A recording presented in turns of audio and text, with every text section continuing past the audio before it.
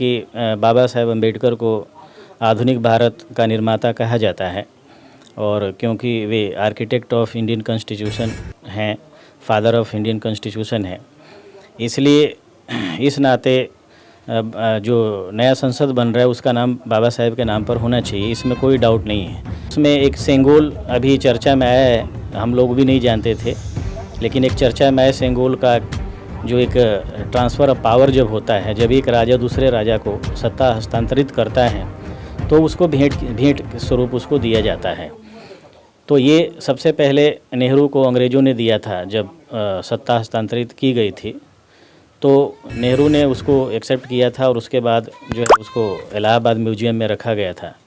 और आज 75 साल के बाद फिर से मनुवादी मानसिकता के जो लोग हैं, जो ब्राह्मणवादी मानसिकता के लोग हैं और ख़ास करके आरएसएस बीजेपी, तो उनको ये आइडिया कहीं से आया होगा, तो उसको गड़े मुर्दे को इन्होंने उखाड़ा और आज उसी सेंगोल को जो लोकसभा स्पीकर है उसके बगल में रखा जाएगा उद्घाटन। नमस्कार, प्रणाम। आप देख रहे हैं आईना अब तक। आज हम अपने स्टूडियो में मौजूद हैं जहां पे बहुत भाग है कि संजय बौद्ध जी हमारे बीच मौजूद हैं। तो जो दिल्ली से चलकर अपना इतना कीमती समय निकाल कर और अंबेडकर जी के चर्चा के लिए, परिचर्चा के लिए गांव-गांव पहुंचकर अब समाज को जगाना चाहते हैं। तो सबसे पहले सर, आईना अब तक में आपका स्वागत है। और जो ये कार्यक्रम आप लोग अंबेडकर जयंती के नहीं करा पाए लेकिन परिचर्चा गांव-गांव में करा रहे हैं, तो इसका क्या उद्देश्य है और आप लोग किस लिए मतलब क्या संदेश देना चाहते हैं समाज में, इसके पर कुछ अपना विचार रखें। सबसे पहले अजय जी, आपका चैनल आईना अब तक और आपको मैं तहे दिल से धन्यवाद देता हूं। और जहां तक आपका सवाल है भीम चर्चा का, तो ये मेरा मानना है कि लोग ज़्यादातर 14 अप्रैल से बाबा साहेब की जयंती मनाना शुरू करते हैं। तो 14 अप्रैल से लेकर 30 अप्रैल तक मनाते हैं पूरे देश में धूमधाम से, लेकिन उसके बाद लोग सो जाते हैं। तो ये मेरे दिमाग में, और जो हमारी टीम है लहेजी की, तो उसके जो सदस्य हैं उसमें आप भी शामिल हैं, तो हमारे दिमाग में एक आइडिया आया कि हम क्यों ना भीम चर्चा मनाएं। क्योंकि अप्रैल में हमारे पास टाइम नहीं हो पाया, तो किसी वजह से हम अपने गांव नहीं आ पाए, तो ये विचार आया कि क्यों ना भीम चर्चा किया जाए। क्योंकि हमारा मेन उद्देश्य है समाज में जागरूकता फैलाना, समाज को जागृत करना। तो इसके लिए हम अलग अलग तरह से प्रोग्राम आयोजित करते हैं, तो उसमें एक भीम चर्चा भी शामिल है। और भीम चर्चा के लिए किसी डेट तारीख का कोई उल्लेख करना कोई ज़रूरी नहीं है, कभी भी कर सकते हैं। तो ये मेरा मानना है कि भीम चर्चा के माध्यम से हम ग्रामीण क्षेत्रों में और विशेष रूप से जो रिमोट एरियाज हैं वहाँ भी हम जब समय हमें उपलब्ध होगा, जब हम वहाँ जाकर हम भीम चर्चा कर सकते हैं। और भीम चर्चा के माध्यम से हम डायरेक्ट जो है लोकल लोगों से जुड़ सकते हैं और लोकल भाषा में भी हम जो है बाबा साहेब का देश के लिए जो योगदान है, उनका त्याग है, उस पर हम चर्चा कर सकते हैं, लोगों को बता सकते हैं। इसलिए मुझे लगता है कि ये बिहार में ये शायद पहली बार भीम चर्चा हम लोगों ने आयोजित किया था 18 तारीख को। तो ये काफ़ी सफल रहा और इसका प्रभाव दूर दूर तक गया है। और मनुवादी लोगों के अंदर एक खलबलाहट है कि अभी तक तो जो है अंबेडकर जयंती ही मनाई जा रही थी, लेकिन अब एक नया इन लोगों ने शुरू कर दिया भीम चर्चा। जी, ये बात सही है, हम भी सुने थे। इस विषय पर काफ़ी चर्चा हो रहा है कि ये लोग पहले शिव चर्चा होता था, फलाना चर्चा होता था, ये लोग अभी क्या पगला गया है कि भीम चर्चा करने लगा, हम भी सुने थे। तो सर इस पे आप एक्चुअली अजय जी, बीमारी क्या है कि हमारा समाज भोला भाला समाज है, हमारे समाज में शिक्षा का अभाव है, इसलिए मनुवादी लोग तरह तरह के हथकंडे अपनाते हैं हमारे समाज को गुमराह करने के लिए। और हर 20 से 25 वर्ष में एक नए देवी देवता को पैदा कर देते हैं। आज से 30-35 साल पहले जय संतोषी माता को इन्होंने पैदा किया था और आज जय संतोषी माता ख़त्म हो गई। तो ये जो शिव चर्चा है उसी का एक भाग है कि समय समय पर ये नए नए तरीके अपनाते हैं हमारे समाज को गुमराह करने के लिए।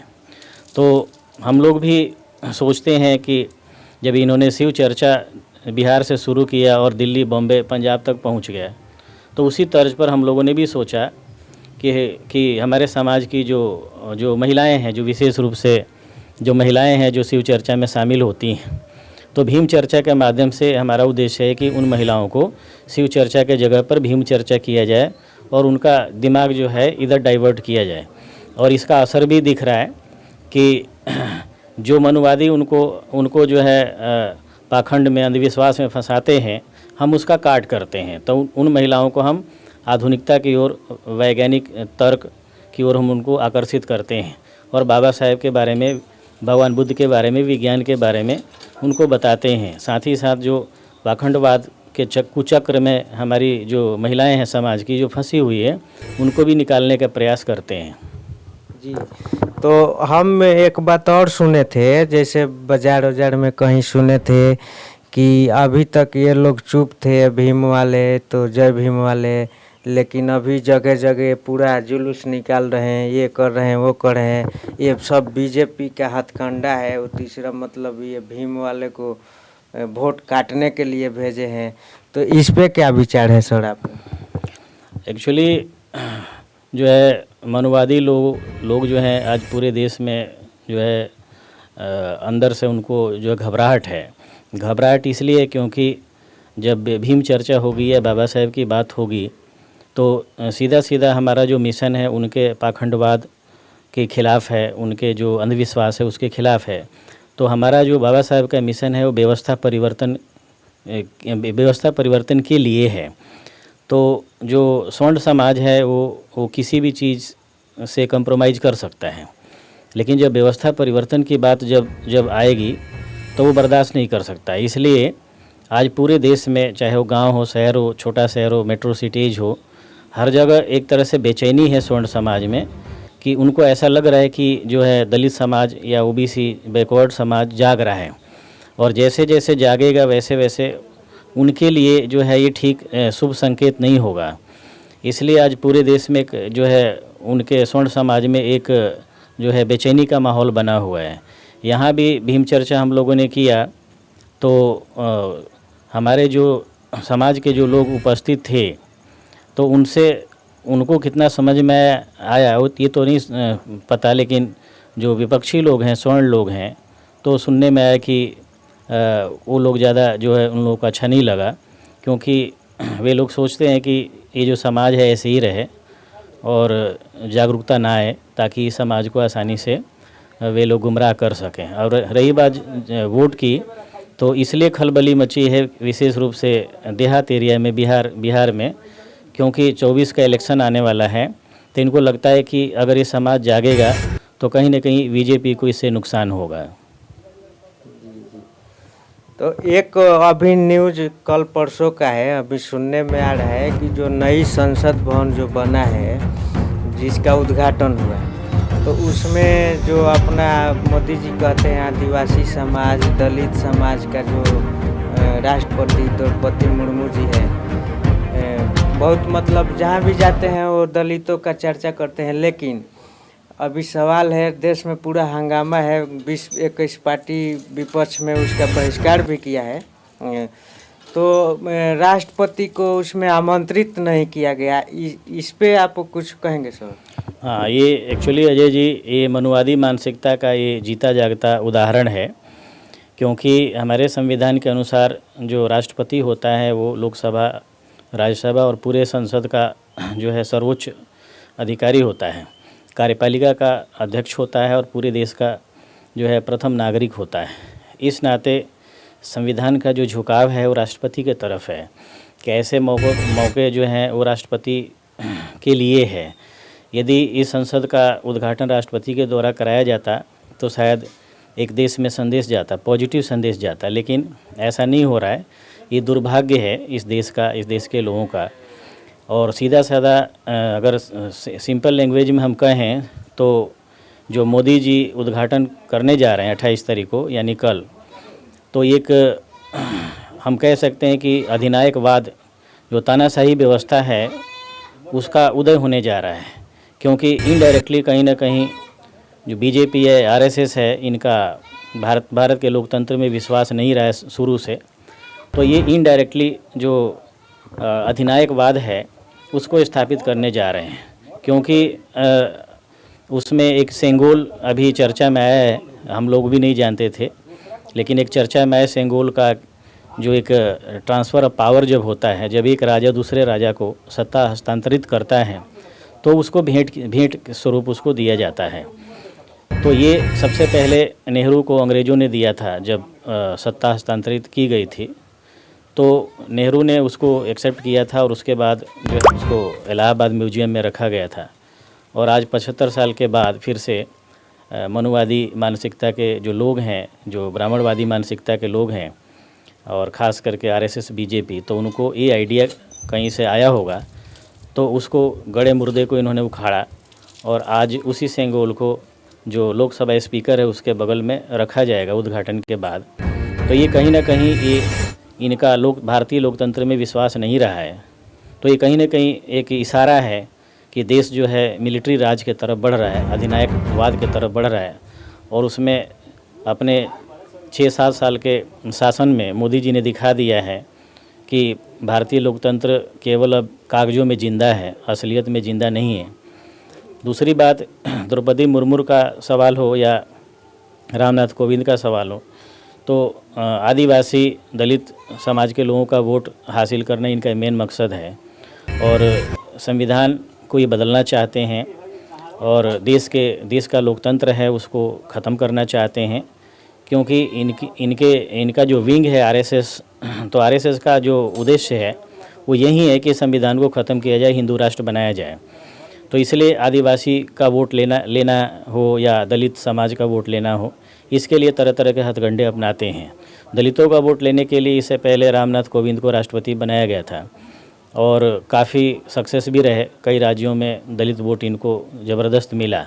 उसके बाद आदिवासियों का वोट लेने के लिए द्रौपदी मुर्मू को उन्होंने बनाया, लेकिन इनका काला चेहरा सामने आ गया है कि जो संविधान के अनुसार राष्ट्रपति को ये हक है, अधिकार है कि संसद का उद्घाटन करे, लेकिन इस पावन अवसर पर भी आदिवासी राष्ट्रपति को नहीं बुलाया जा रहा है। ये बड़े दुर्भाग्य है इस देश के लिए और हमारे समाज के लिए और विशेष रूप से बहुजन समाज के लिए। एक बात और सवाल है कि जो कोई भी नई चीज़ जो बनता है उसका नामकरण होता है, तो जो हम लोग के बीच नई संसद जो बना है जिसका उद्घाटन होने वाला है, तो सोशल मीडिया पर काफ़ी चर्चा हो रहा है कि डॉक्टर भीमराव अंबेडकर के नाम से संसद भवन का नाम रखा जाए। तो इस पे आपका क्या विचार है सर जी? एक्चुअली मेरा इसमें स्पष्ट क्लियर विचार है कि बाबा साहेब अम्बेडकर को आधुनिक भारत का निर्माता कहा जाता है और क्योंकि वे आर्किटेक्ट ऑफ इंडियन कॉन्स्टिट्यूशन हैं, फादर ऑफ इंडियन कॉन्स्टिट्यूशन है, इसलिए इस नाते जो नया संसद बन रहा है उसका नाम बाबा साहेब के नाम पर होना चाहिए, इसमें कोई डाउट नहीं है। लेकिन वे लोग बाबा साहेब के नाम पर नहीं करेंगे क्योंकि जो आरएसएस है या बीजेपी है, इनका एक एजेंडा है और उस एजेंडे में बाबा साहब कहीं फिट नहीं हो पाते। बाबा साहब का जन्मदिन धूमधाम से ये लोग मनाते हैं और उसके पीछे मेन मकसद होता है दलित समाज का वोट लेना। अदरवाइज जो कांग्रेस का काला चेहरा जो पहले था वही चेहरा इनका है और कांग्रेस बीजेपी में कोई अंतर नहीं है। कांग्रेस ने हमेशा बाबा साहब को दरकिनार किया, बाबा साहब का अपमान किया, उनके जीते जी अपमान किया और वही काम आज बीजेपी कर रही है। हालांकि यहाँ तक कि कांग्रेस ने बाबा साहब को भारत रत्न भी नहीं दिया। यदि बीपी सिंह नहीं प्रधानमंत्री बनते तो शायद बाबा साहब को भारत रत्न नहीं मिलता।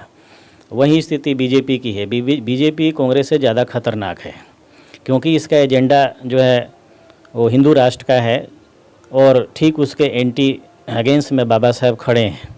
इसलिए मुझे नहीं लगता कि बाबा साहब के नाम पर संसद का नाम ये लोग रखेंगे, लेकिन होना ये चाहिए कि बाबा साहब के नाम पर ही होना चाहिए क्योंकि बाबा साहब आधुनिक भारत के निर्माता हैं और बाबा साहब ने केवल संविधान की रचना नहीं की बल्कि तमाम जो लोकतांत्रिक संस्थाएं हैं उसके भी निर्माता बाबा साहब अम्बेडकर ही हैं। तो मेरे ख्याल से बाबा साहब अम्बेडकर के नाम पर होना चाहिए, लेकिन मुझे नहीं लगता कि ये लोग करेंगे क्योंकि कल 28 जो है मई है और 28 मई जो है सावरकर का जन्मदिन है, इसलिए सावरकर के जन्मदिन पर ही जो है नए संसद का उद्घाटन कर रहे हैं, ये कहीं ना कहीं जो है आरएसएस के एजेंडे पर प्री प्लान चल रहा है और उसके एजेंडे पर बीजेपी काम कर रही है। जी जी। तो जैसे कि मतलब आप इतना चर्चा किए, बीजेपी को डायरेक्ट वार किए, कहीं भी आपको सोशल मीडिया पे भी हम आपको देखे हैं डायरेक्ट आप बात करते हैं, तो सर डर नहीं लगता है ये लोग से, सत्ता से चाहे मनुवादी लोगों से? एक्चुअली अजय जी, बाबा साहब ने कहा था कि 100 साल गीदड़ की ज़िंदगी जीने से अच्छा है कि एक दिन शेर की ज़िंदगी जिया जाए। बाबा साहब उस समय अकेले थे और अकेले बाबा साहब ने तमाम मनुवादियों को अपने पैरों तले कुचला था। तो इसलिए कुचला था क्योंकि बाबा साहब सत्य के रास्ते पर थे, सत्य के मार्ग पर थे। बाबा साहब के ऊपर किसी प्रकार का कोई दाग नहीं लगा। बाबा साहब आज दुनिया के पहले विद्वान व्यक्ति हैं। तो बाबा साहब अपने ज्ञान के बदौलत तमाम देश के मनुवादियों को अपने पैरों तले कुचला था। तो हम बाबा साहब के अनुयायी हैं और मानवर कांसीराम के हम अनुयायी हैं, चेले हैं। तो हमें मनुवादियों से डर नहीं लगता, इसलिए नहीं लगता क्योंकि हम बाबा साहब के मिशन पर काम करते हैं। हम किसी ब्राह्मण के खिलाफ़ नहीं हैं, हम किसी स्वर्ण या राजपूत के खिलाफ़ नहीं हैं। हम जो है बाबा साहब के मिशन के एक सिपाही हैं और बाबा साहब का मिशन ये कहता है व्यवस्था परिवर्तन। जो इनका जो शोषणकारी जो व्यवस्था है, अर्थात जो वर्ण व्यवस्था है, जाति पाति है, हम इसके विरुद्ध है। हम किसी भी ब्राह्मण के विरुद्ध नहीं हैं, बल्कि हम ब्राह्मणवाद के विरुद्ध हैं। इसलिए डर लगने का कोई मतलब नहीं बनता। और जब मैं 12वीं में जब था तब से इस मिशन से जुड़ा और देश के तमाम राज्यों में जाते रहते हैं। और कांसीराम जी ने इस बात को कहा था कि स्वाभिमानी लोग जो हैं वो मिशन को कभी पीछे नहीं छोड़ सकते। तो स्वाभिमानी लोग संघर्ष की परिभाषा जानते हैं। और कांसीराम जी ने ये भी कहा था कि इस देश में गुलाम वही है जिसका स्वाभिमान मरा हुआ है। तो हम बहुजन नायक कांसीराम जी के चेले हैं, बाबा साहब के मिशन के एक छोटे सिपाही हैं। इसलिए मनुवादियों से डरने का कोई मतलब नहीं बनता है, क्योंकि हमारा मिशन सच्चा है। हम किसी जात पात किसी धर्म के विरुद्ध नहीं हैं। हमारा मिशन है प्रबुद्ध भारत। हमारा मिशन है कि हमारे समाज के जो यूथ हैं वो बाबा साहब के बताए हुए रास्ते पर चलें। हमारा मिशन है कि हमारा समाज शिक्षित हो। हमारा मिशन है कि हमारा समाज पाखंडवाद अंधविश्वास से ऊपर आए। तो मुझे नहीं लगता है कि इसमें हम कोई गलत काम करने जा रहे हैं जिससे हमें डरने की ज़रूरत है। भगवान बुद्ध अगर इसी बात को अगर सोचते तो शायद वो लाइट ऑफ एशिया नहीं कहलाते, या विश्व में भारत विश्व गुरु बना उनके ज्ञान के बदौलत। उन पर भगवान बुद्ध पर भी हमले हुए, बाबा साहब पर भी हमले हुए। तो हमलों से हमारे बहुजन महापुरुष कभी नहीं डरे। उन्होंने उन हमलों का जो है सामना किया। इसलिए हमें नहीं लगता है कि हमें डरना चाहिए। और मैं अपने समाज के युवाओं से भी कहना चाहता हूँ कि जो है बलि बकरे की दी जाती है, शेर की बलि नहीं दी जाती है। तो लंबी ज़िंदगी हो जरूरी नहीं है, ज़िंदगी छोटी हो। Life should be short but sweet. लेकिन शेर की ज़िंदगी होनी चाहिए, क्योंकि लंबी ज़िंदगी अगर जो मीनिंगलेस है कि कोई इसका मतलब नहीं है, तो मुझे नहीं लगता कि उस ज़िंदगी का कोई औचित्य है या मतलब है। तो हम बाबा साहब के सिपाही हैं। हम सत्य के मार्ग पर चलते हैं, हम विज्ञान के मार्ग पर चलते हैं, हम तर्क के मार्ग पर चलते हैं। और हमारा मिशन है कि हम अपने समाज को जो कुरीतियों से, पाखंडवाद से, अंधविश्वास से बाहर लाना हमारा कर्तव्य है, रिस्पॉन्सिबिलिटी है, और उसको हम पूरा करके ही मानेंगे। और रही बात, जब हम गलत कर नहीं रहे हैं, हम किसी जात धर्म के खिलाफ हम हैं नहीं, तो मुझे नहीं लगता कि हमें किसी से डरने की ज़रूरत है। ना तो हम हिंदू धर्म के खिलाफ़ हैं, न इस्लाम या किसी भी अन्य धर्म के खिलाफ़ है। हम केवल व्यवस्था परिवर्तन चाहते हैं, जो बाबा साहब का मिशन था, कांसीराम जी का मिशन था।